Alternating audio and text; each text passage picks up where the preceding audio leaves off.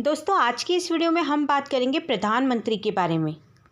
प्रधानमंत्री का क्या काम होता है, प्रधानमंत्री के पास क्या क्या शक्तियाँ होती है और वो किस तरीके से राष्ट्रपति की हेल्प करते हैं, यानी उनके सलाहकार बनते हैं।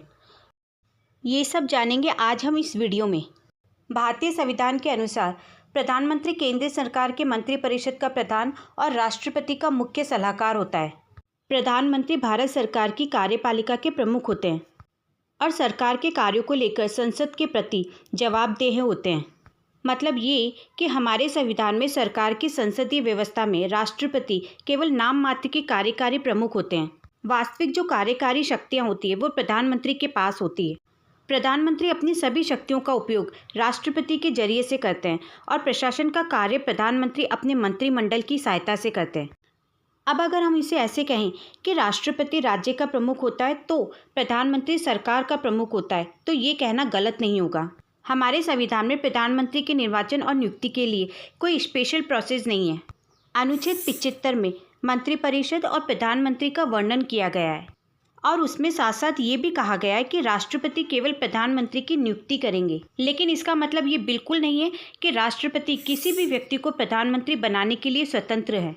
सरकार की संसदीय व्यवस्था में राष्ट्रपति लोकसभा में बहुमत प्राप्त दल के नेता को ही प्रधानमंत्री बना सकते हैं। लेकिन अगर लोकसभा में कोई भी दल स्पष्ट बहुमत से ना जीते तो राष्ट्रपति प्रधानमंत्री की नियुक्ति अपनी इच्छा से करने में स्वतंत्र है। वैसे ऐसी सिचुएशन में नॉर्मली राष्ट्रपति सबसे बड़े दल या गठबंधन के नेता को ही प्रधानमंत्री बनाते हैं और 1 महीने के अंदर सदन में विश्वास मत हासिल करने के लिए कहते हैं। संविधान के अनुसार प्रधानमंत्री संसद के दोनों सदनों में से किसी का भी सदस्य हो सकते हैं। जबकि क्या आपको पता है कि ब्रिटेन में प्रधानमंत्री केवल निम्न सदन यानी हाउस ऑफ कॉमन्स का ही सदस्य होना चाहिए। तो यहाँ हमने बात करी प्रधानमंत्री के परिचय की। अब हम बात करेंगे कि भारत के प्रधानमंत्री बनने के लिए क्या क्या योग्यताएं होनी चाहिए। सबसे पहले प्रधानमंत्री बनने के लिए व्यक्ति को भारत का नागरिक होना चाहिए। उसकी कम से कम 25 वर्ष की आयु होनी चाहिए और वो किसी भी लाभ के पद पर ना हो। इसके अलावा लोकसभा या राज्यसभा में से किसी एक का सदस्य जरूर होना चाहिए। अब हम बात करेंगे प्रधानमंत्री की शक्ति और कार्यों के बारे में। तो केंद्रीय मंत्रिपरिषद का प्रमुख होने के नाते प्रधानमंत्री को कुछ विशेष शक्तियाँ मिली हुई होती है, जिनके जरिए वो मंत्रिपरिषद में कार्यों को देखते हैं और संभालते हैं। सबसे पहले तो प्रधानमंत्री मंत्री नियुक्त करने के लिए अपने दल के व्यक्तियों की सिफारिश राष्ट्रपति से कर सकते हैं और राष्ट्रपति भी उन्हीं व्यक्तियों को मंत्री नियुक्त कर सकते हैं जिनकी सिफारिश प्रधानमंत्री के जरिए की जाती है।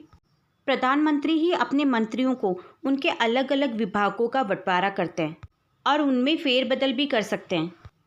प्रधानमंत्री ही किसी भी मंत्री को त्यागपत्र देने और राष्ट्रपति को उसको हटाने के लिए सजेस्ट कर सकते हैं। प्रधानमंत्री ही मंत्रिपरिषद की बैठक की अध्यक्षता करते हैं और उनके निर्णयों को मानते भी हैं। वह सभी मंत्रियों की गतिविधियों को नियंत्रित करते हैं एवं निर्देशित करते हैं और उनमें एक समन्वय स्थापित करते हैं।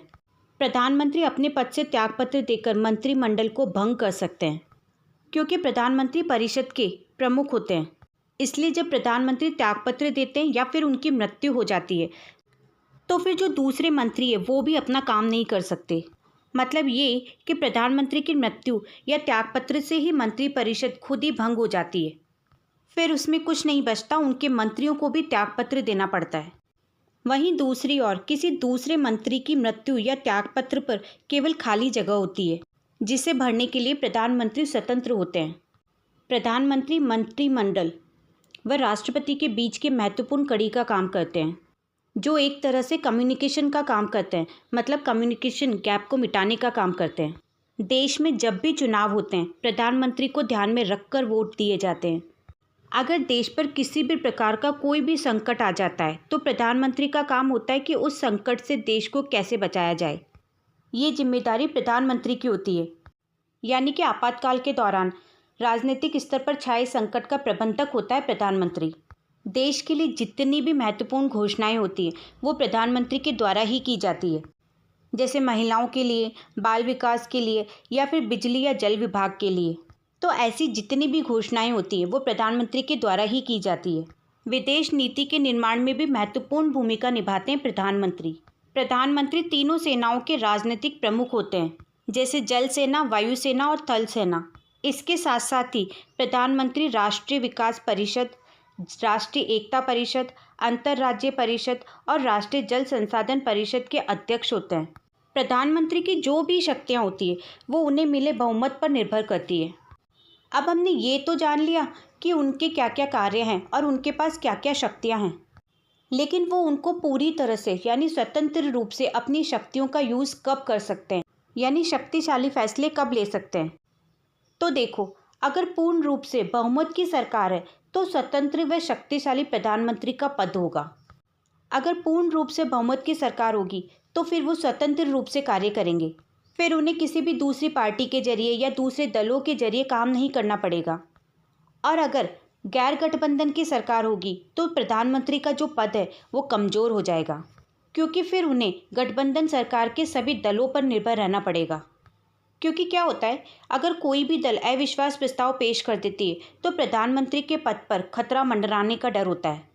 अब हम प्रधानमंत्री की कुछ ऐसी शक्तियों के बारे में बात करेंगे कि जिनके बारे में जनता को भी पता नहीं होता। अगर हम बात करें घरेलू शक्तियों के बारे में तो भारत का प्रधानमंत्री अमेरिका के राष्ट्रपति के समान ही शक्तिशाली है, लेकिन अंतर्राष्ट्रीय स्तर पर स्थिति थोड़ी सी अलग है। चाहे फिर वो भारतीय मुद्रा को बंद करना हो या फिर सर्जिकल स्ट्राइक, विदेश नीति, परमाणु क्रमांक जैसे कई मामलों में अंतिम निर्णय लेने की सर्वोच्च शक्तियों को काम में लेना प्रधानमंत्री के जरिए ही किया जाता है। अब है परमाणु शक्ति का क्रमांक। तो भारत एक परमाणु शक्ति है और एंटी पेपर पर साइन किए बिना हमें एनएसजी में छूट प्राप्त है। परमाणु कमांड का कहने का मतलब ये है कि परमाणु हथियारों का जो कमांड है वो चुनी हुई सरकार के हाथों में ही होती है और इसका जो प्रमुख है वो प्रधानमंत्री होते हैं। अब है आर्थिक मामलों का मुखिया। आर्थिक मामलों का मंत्रिमंडल यह समिति देश के आर्थिक मामलों से संबंधित निर्णय लेने वाली सबसे बड़ी समिति है। ये जो समिति है वो भारत के सबसे इम्पोर्टेंट समितियों में से एक है और हमारे प्रधानमंत्री इस समिति के अध्यक्ष के रूप में कार्य करते हैं। ये समिति देश के लिए आर्थिक फैसले लेने वाली निर्णायक समिति है। इसके अंदर रेलवे, सड़क और दूसरे आधार से जुड़े हुए फैसले किए जाते हैं। देश में विदेशी नीति से जुड़े फैसले भी यही समिति लेती है। अब है विदेश नीति के पथ प्रदर्शक। भारत की विदेश नीति में प्रधानमंत्री की व्यक्तित्व झलक होती है। ये प्रधानमंत्री ही होता है जो अन्य देशों में रहने वाले अपने नागरिकों को बचाने की पहल करता है, जैसे ऑपरेशन संकट मोचन, ऑपरेशन राहत, ऑपरेशन सुकून, ऑपरेशन सेफ होम कमिंग और इसी तरह इसके कई उदाहरण हैं। इसके बाद है विदेशी मामलों के संबंध में मुख्य प्रवक्ता। मतलब ये कि अंतर्राष्ट्रीय सम्मेलन में प्रधानमंत्री ही वो शख्स होते हैं जो देश का प्रतिनिधित्व करते हैं। यहाँ तक कि गैर गठबंधन देशों और सम्मेलनों से निपटने में वे देश का प्रतिनिधित्व करते हैं।